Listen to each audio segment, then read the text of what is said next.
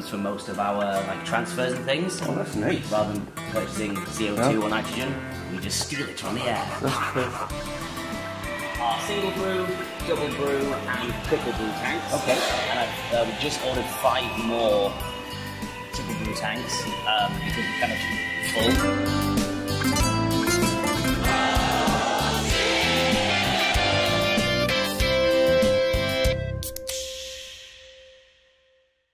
Hey guys, and welcome back to Beer Bubbles.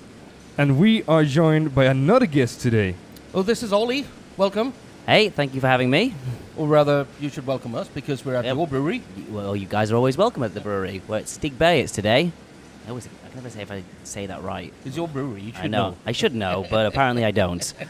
And, you know, he's kind of a guy, so he sits in the throne. Definitely feel comfortable with this. Oli, tell us a bit about yourself. How did you end up in Sweden at Stigbergets? So, I mean, I've been a bit around the place back, because I'm from England originally, from the north of England, and I've been brewing for Magic Rock in the past, and Beavertown was my last point before coming here, and whilst I was working there, I had did quite a lot of events in Sweden and made a lot of friends here, and despite the weather, I decided that actually I really, really like Gothenburg. In fact, I've only been here once before moving here, and I was, if I can say, absolutely plastered the entire journey. So I can't remember anything of it. I just remember, like, I liked that city. It was fun. And then when a friend who'd been trying to get me to move out, said that Stigbergets were hiring, I was like, oh, I've had that beer. It's pretty deadly. So, yeah, put in an application, got accepted, and now I've been mainly in charge of setting up this mental, crazy new brewery, which has been going pretty good, I think. Well, you do some iconic beers. The Amazing Case is one that most people know of in Sweden, at least. And Mawson. Yeah, and the Moss. But we're here to try another beer of yours today. Tell us a bit about beer. So this is actually, I mean, growing up in England, a lot of our beers are a lot lower in alcohol strength than here, for example. Like, 3 to 4% on the taps is fairly standard. So I was a little shocked coming here how the standard alcohol strength is like 5%, really, for your average tap beer. And then for us, God, like we very rarely make things below like 6 or 7%. So with Folköl being a big thing, I wanted to we can make an IPA that tastes like an IPA, feels like an IPA, but it's got way lower alcohol in it. And so we modeled the idea based on the GBG Beer Week, which was iconic for us. So we decided to make iconic Folköl. So this is a 3.5%.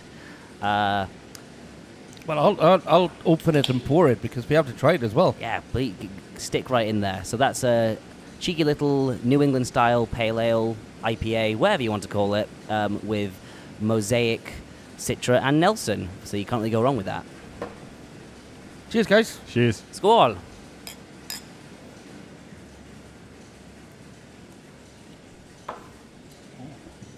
Breakfast for champions. That is a good, body. really refreshing. And 3.5%. 3.5%. That's beautiful, actually.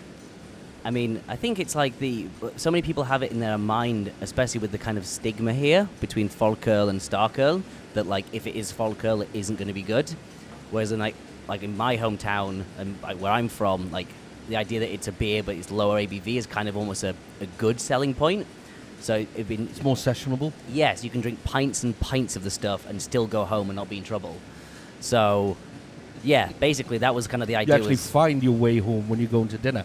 Yes, before eating and refueling and getting back on it. Well, that's it for the YouTube channel.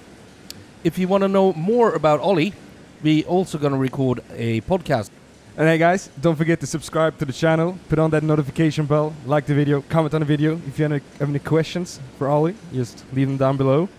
I will try and answer them. We will pass them on to you anyhow. Yeah, and hey, whatever you do guys, drink better beer. I quite like doing double or triple tanks. Keep our use supply, our use needs a bit more in. something we need a lot of improvement. I like we can knock out a brew in about 6 hours ish, and then do it like maybe usually it's 3 weeks. We start the second brew 3 hours after the first, so